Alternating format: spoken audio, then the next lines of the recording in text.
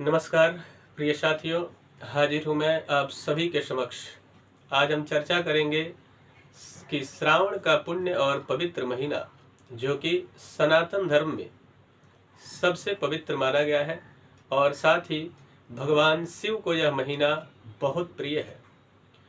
मित्रों, श्रावण का जो महीना है वह कब प्रारंभ हो रहा है और उसका समापन कब होगा, साथ साथ में श्रावण के महीने में किस किस प्रकार के उपाय करने चाहिए या फिर भगवान शिव की उपासना किस प्रकार करें जिससे आपके जीवन में खुशियां ही खुशियां मिले।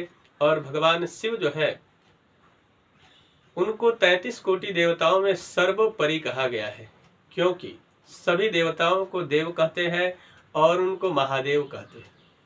उसके साथ उनका एक और भी नाम है, आप सभी को पता है, भोलेनाथ, क्योंकि वह बहुत भोले हैं। अगर आप किसी भी चीज की जिज्ञासा रखते हैं अपने जीवन में, उस चीज को वह तुरंत देते हैं, भले बाद में खुद ही क्यों न फंस जाए। आप सभी ने इसको जाना होगा बखूबी और देखा भी होगा। इसलिए भगवान शिव के शरण में अगर आप चले जाते हैं और आपकी जितनी भी जिज्ञासा है, उन सारी जिज्ञासाओं की पूर्ति भगवान शिव अवश्य करते हैं। सिर्फ शर्त एक ही है कि पूरे श्रद्धा एवं विश्वास के साथ आपको भगवान से कनेक्शन बनाना होगा। मित्रों, बात करते हैं श्रावण की। श्रावण का पुण्य और पवित्र जो महीना है वह प्रारंभ होगा 4 जुलाई 2023 यानी कि मंगलवार के दिन से आरंभ होकर के और साथ में 31 अगस्त 2023 दिन गुरुवार को रक्षाबंधन के साथ इसका समापन होगा। इस वर्ष आप सभी के लिए बड़ी प्रसन्नता की बात है कि श्रावण का महीना जो है वह 2 महीने का इस बार श्रावण है, जिसमें एक अधिक मास भी लग रहा है, यानी कि मल मास भी उसे कहा जाता है। अधिक महीना श्रावण का विशेष करके देखा जाए तो काफी समय के बाद यह आया है और यह हम सब के लिए बड़े भाग्य की बात है कि भगवान शिव का अधिक उपासना करने का समय हमें इस बार प्राप्त होने वाला है। अब चर्चा करते हैं मित्रों कि इस श्रावण के पवित्र महीने में सोमवार कितने आने वाले हैं। तो सोमवार मित्रों इस बार 8 सोमवार आपको मिलेंगे। हालांकि श्रावण का जो पूरा महीना है वह बड़ा ही पवित्र माना जाता है, लेकिन श्रावण उनमें विशेष माना जाता है, क्योंकि माफ कीजिएगा, सोमवार का दिन विशेष माना जाता है। सोमवार का दिन जो है वह भगवान शिव को बहुत प्रिय है। श्रावण का जो प्रथम सोमवार होगा वह 10 जुलाई को होगा। दूसरा जो सोमवार होगा वह 17 जुलाई को होगा। तीसरा सोमवार 24 जुलाई को होगा। चौथा सोमवार 31 जुलाई को होगा। पांचवा सोमवार 7 अगस्त को होगा।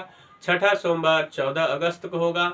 सातवां सोमवार 21 अगस्त को होगा और 8वां सोमवार 28 अगस्त को होगा। प्रिय साथियों, सोमवार के दिन तो भगवान शिव का पूजन करना ही करना है, लेकिन उसके अलावा भी आप यह जो श्रावण का महीना है यह 59 दिनों का रहने वाला है।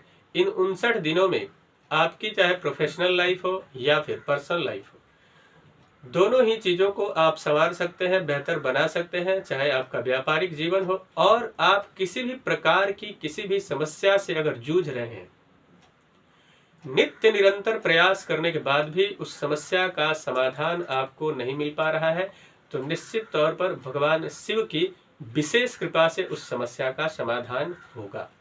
चाहे वह आपके कुंडली की बात करें या फिर हस्तरेखाओं की बात करें, इनमें किसी भी प्रकार का कोई योग या फिर कोई दोष हो जिसके कारण आप नित्य निरंतर परेशान रहते हैं, अथक प्रयास करने के बाद भी उस परेशानी से निजात आपको नहीं मिल पा रहा है। कई बार हमारे पास जन्म कुंडली नहीं होती है, ऐसी परिस्थिति में हस्तरेखाओं को देखना चाहिए या फिर दिखाना चाहिए। हस्तरेखाओं में कई सारी रेखाएं ऐसी होती है जिनमें दोष निर्मित होते हैं। जैसे अब कुंडली नहीं है तो आप अनभिज्ञ हैं, आपको पता ही नहीं कि जीवन में किस कारण आप लगातार पीछे जा रहे हैं, असफल हो रहे हैं। तो आप हस्तरेखा विशेषज्ञ से हस्तरेखा दिखाइए और उसके आधार पे अगर ऐसा कोई दोष है, चाहे वह श्रापित दोष हो, काल सर्प दोष हो, चंद्र ग्रहण दोष हो, सूर्य ग्रहण दोष हो, केंद्रुम योग हो या फिर साथ साथ में पितृ दोष हो, ऐसे दोषों के निवारण हेतु श्रावण का जो पवित्र महीना है यह बड़ा ही शुभ माना गया है। साथ में भगवान शिव की विशेष कृपा प्राप्त करने के लिए आपको भगवान शिव के लिंग पर नित्य निरंतर अभिषेक करना चाहिए। भगवान शिव को बिल्वपत्र और साथ में जल बहुत प्रिय है। कहा गया है त्रिदलम त्रिगुणाकारम त्रिनेत्रम च त्रिदायुधम त्रिजन्म पाप संहारम बिल्वपत्रम शिवार्पणम। भगवान शिव को मात्र एक बिल्वपत्र अगर चढ़ा दिया जाए पूरे श्रद्धा एवं विश्वास के साथ, तो निश्चित तौर पर मान कर चलिए कि आपके 3 जन्म के पापों को नष्ट कर देता है। शास्त्र कहता है कि जल धारा शिव प्रिय। भगवान शिव को जल की धारा यानी 1 लोटा जल मात्र भरकर चढ़ाने से भगवान शिव की विशेष कृपा होती है। अब आप यहाँ पे अलग अलग प्रकार के सामग्रियों से अभिषेक कर सकते हैं, जैसे कि भगवान शिव का अभिषेक दूध से कर सकते हैं। और आपको स्नान भी कराना है और आपके पास बहुत ज्यादा जानकारी नहीं है विधि की, तो आपको क्या करना चाहिए, थोड़ा सा दूध लेना चाहिए, दही लेना चाहिए, घी, मधु और चीनी यानी कि शक्कर, इन सामग्रियों को लेकर साथ में थोड़ा जल, बिल्वपत्र और पुष्प लेकर जाएं। और साथ साथ में भांग और धतूरा भगवान शिव को बहुत प्रिय है। साथ में भस्म भी चढ़ाएं, भस्म का लेपन करें। सर्वप्रथम ले जाकर भगवान शिव को जल चढ़ाइए। और एक बात का विशेष ध्यान रखिए, भगवान शिव राम को भजते हैं, इसलिए आप किसी भी कामना को सिद्ध करना चाहते हैं तो बिल्वपत्र पर आप अष्टगंध चंदन से राम लिखकर और बिल्वपत्र को उल्टा करके भगवान शिव के लिंग पर चढ़ा दीजिए। और बहुत सारे मंत्र याद नहीं है तो मात्र ओम नमः शिवाय मंत्र यानी कि शिव पंचाक्षर मंत्र का जप करने मात्र से आपका कल्याण हो जाएगा। उसके अलावा आप शिव पंचाक्षर स्तोत्र का पाठ कर सकते हैं, रुद्राष्टकम का पाठ कर सकते हैं, या फिर रुद्राष्टाध्यायी के द्वारा किसी योग्य ब्राह्मण के द्वारा आप अपने घर में भगवान शिव का विधिवत रुद्राभिषेक करें। सभी बाधाओं से मुक्ति हेतु दूध का अभिषेक अत्यंत लाभदायक है। यदि दाम्पत्य जीवन में समस्याएं हैं यानी कि वैवाहिक जीवन में किसी समस्या को लेकर आप जूझ रहे हैं तो आपको भगवान शिव का अभिषेक शहद यानी कि मधु से करना चाहिए। और नित्य दिन संभव हो तो आप भगवान शिव के पंचाक्षर मंत्र का यानी कि ओम नमः शिवाय मंत्र का जप नित्य निरंतर करते हुए पूरे श्रावण में आप प्रत्येक कार्यों में सिद्धि प्राप्त कर सकते हैं। मित्रों, मुझे आशा है कि मेरा यह कार्यक्रम आप सभी को पसंद आया होगा।